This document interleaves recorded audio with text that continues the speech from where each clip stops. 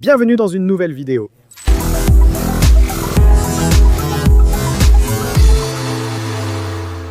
Installez-vous confortablement, ouvrez-vous une petite bière ou quelque chose, parce que là, on va discuter de tout ce que je vous dois. Du Z4 de là où nous nous sommes arrêtés, il y a un an jusqu'à aujourd'hui, et qu'est-ce qui vient après? Il était une fois... Non, je plaisante. La dernière chose que vous avez su sur le Z4, c'est que je l'ai ramené. En fait, il y a une vidéo, la dernière vidéo du Z4. Si vous ne l'avez pas vue, allez la regarder. Je vais faire une parenthèse. Sur ma chaîne YouTube, moi j'ai tout organisé par dossier. Mes affaires, mes projets, la moto, le Z4. Et quand je suis venu à Miami, la Maserati, tout. Donc, si tu veux en savoir plus sur le Z4, va sur mes vidéos, il y aura des dossiers et tu vas dans celui du Z4. Et là, tu trouveras toutes les informations sur le Z4. Je le précise au cas où, mais si vous voulez tout savoir sur la Maserati, consultez le dossier Maserati pour toutes les informations. Donc si tu n'as pas vu la dernière chose concernant le Z4 qui date d'il y a un an, c'est là dans les dossiers. Mais bon, la dernière chose que vous saviez sur le Z4, c'est que je l'ai ramené de Laredo. Oui, c'était de Laredo. Enfin non, ce n'était pas de Laredo, c'était d'El Paso, Texas. Je l'ai ramené du Texas au Mexique et à ce moment-là, je vais vous expliquer un peu, je suis venu vivre à Miami. Le fait de venir vivre à Miami s'est fait de façon très étrange, très spontanée, parce qu'on a proposé un boulot à Sophie. Pour ceux qui ne savent pas, moi je vous raconte un peu, ça fait partie de ce que je vous explique. On a proposé un boulot à Sophie.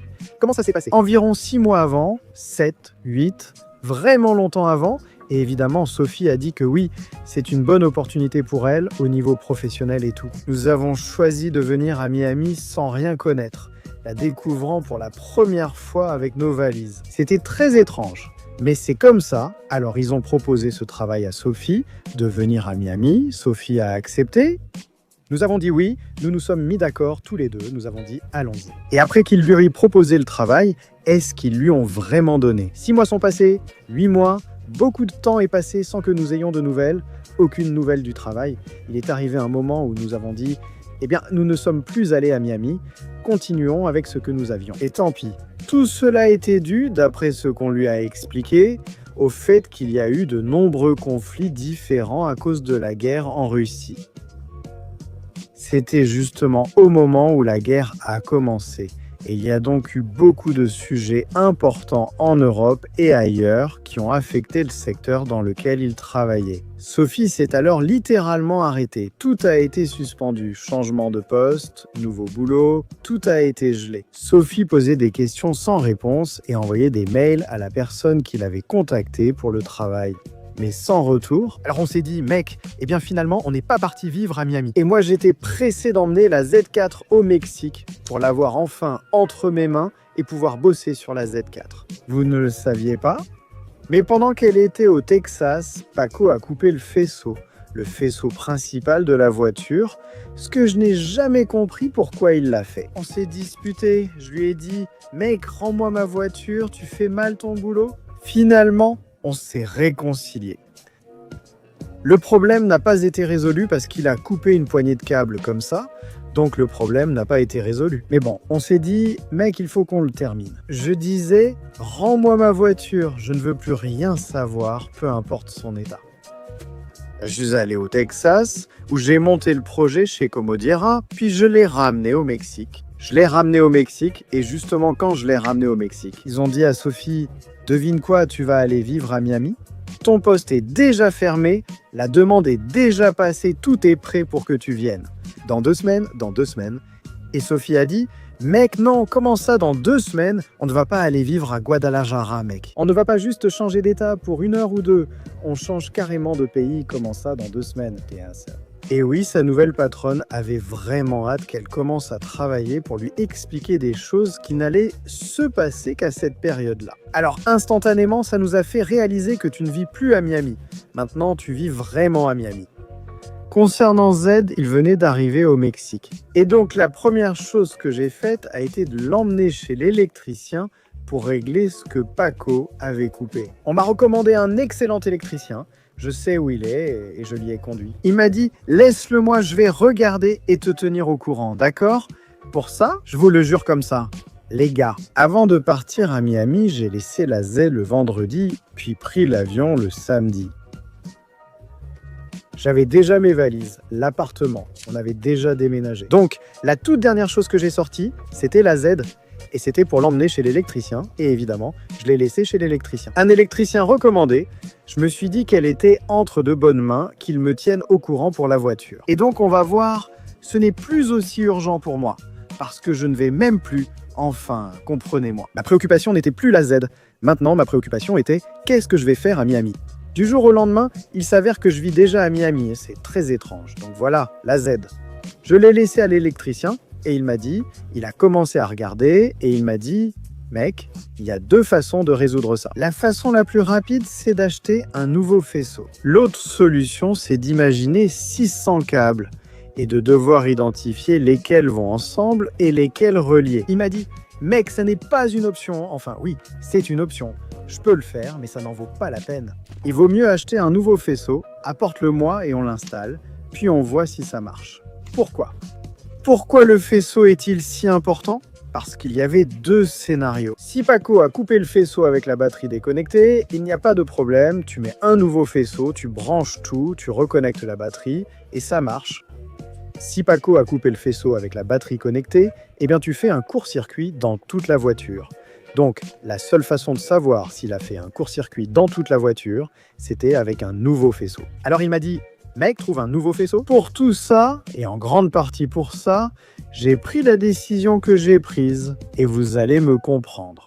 C'est parce que la Z, eh bien c'est une voiture très rare, c'est une voiture vraiment unique, et c'est une voiture pour laquelle on ne trouve aucune pièce. Donc trouver le faisceau, c'est déjà compliqué, et si je dois trouver d'autres pièces pour la Z, eh bien c'est compliqué aussi. La réalité, c'est qu'au Mexique, au Mexique, il n'y a pas beaucoup de Z que vous voyez dans la rue.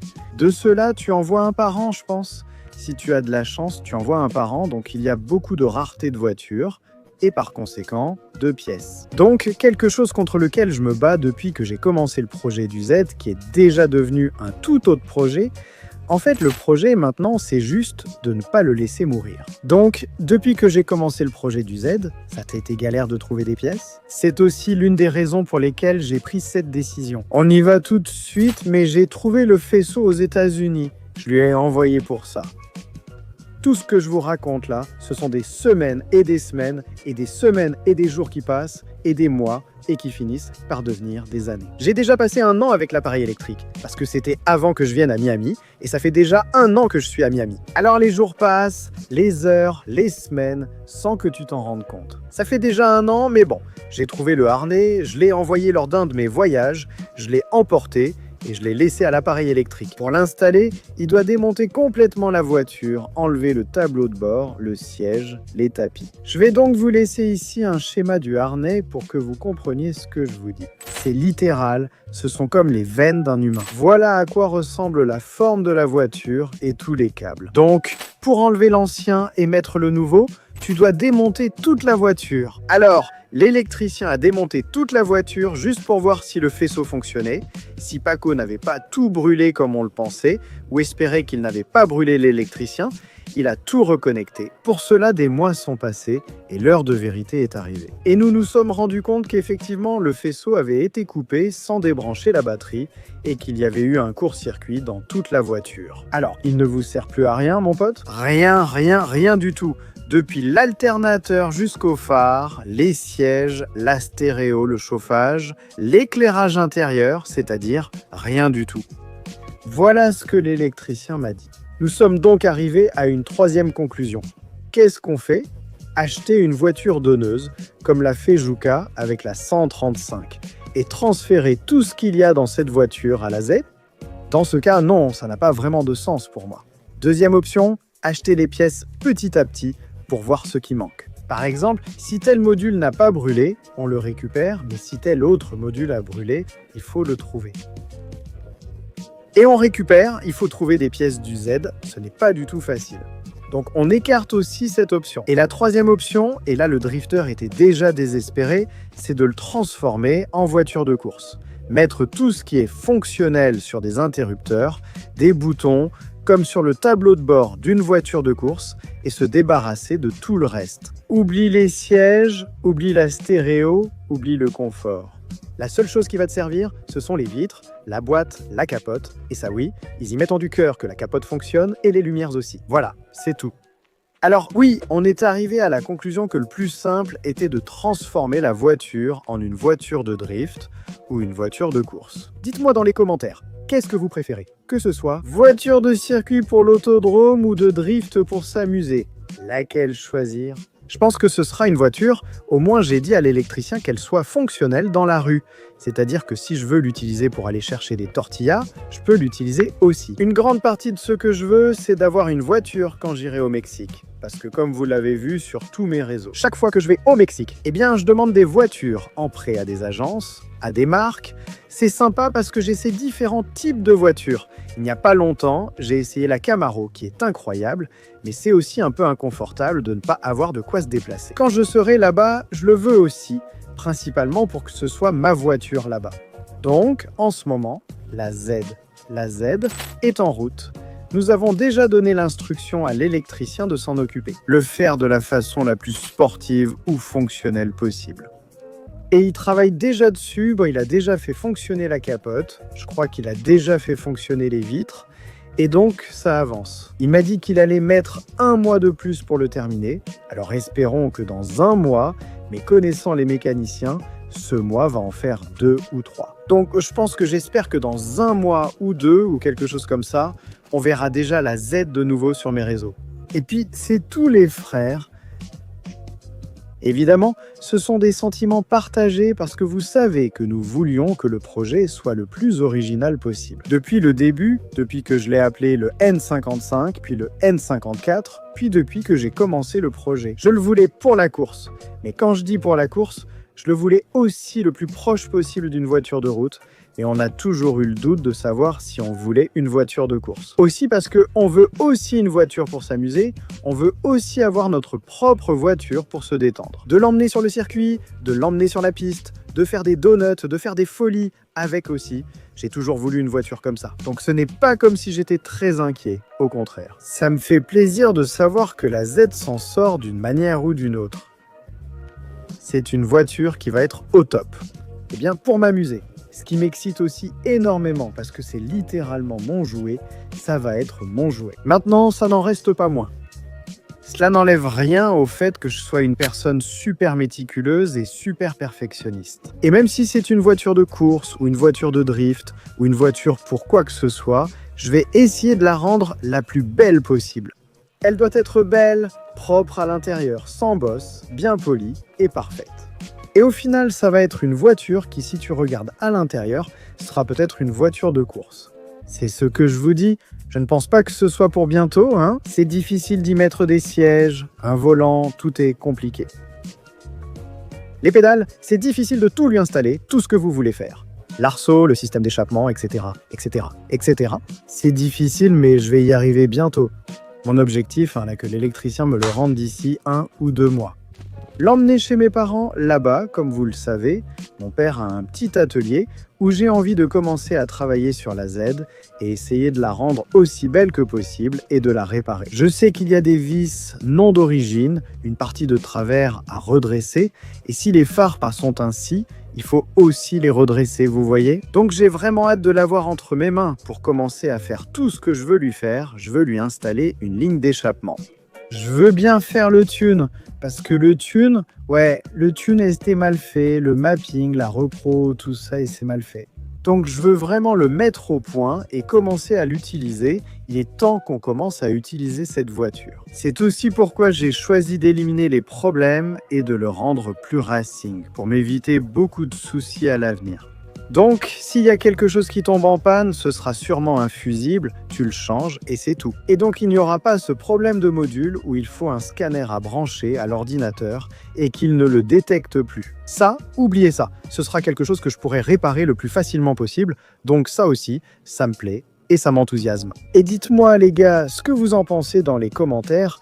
Dites-moi ce que vous voulez qu'on fasse avec le Z4. Si vous le voulez pour la piste, si vous le voulez pour le drift, je vous lis. Si vous voulez un type de jante ou de siège, vous diriez que ceci irait très bien. On lui met une cage, on ne lui met pas de cage. Évidemment, il a son petit arceau, mais ce n'est pas pareil qu'avec une vraie cage. Oui, malgré tout ça, on essaye de le garder à peu près d'origine, ou sinon on y va à fond. Le mettre aux normes, enlever les tapis, tout enlever, et qu'il soit 100% course. Je vous écoute, je vous lis, et je suis aussi excité, je suis excité. D'une part, j'espère enfin pouvoir l'utiliser.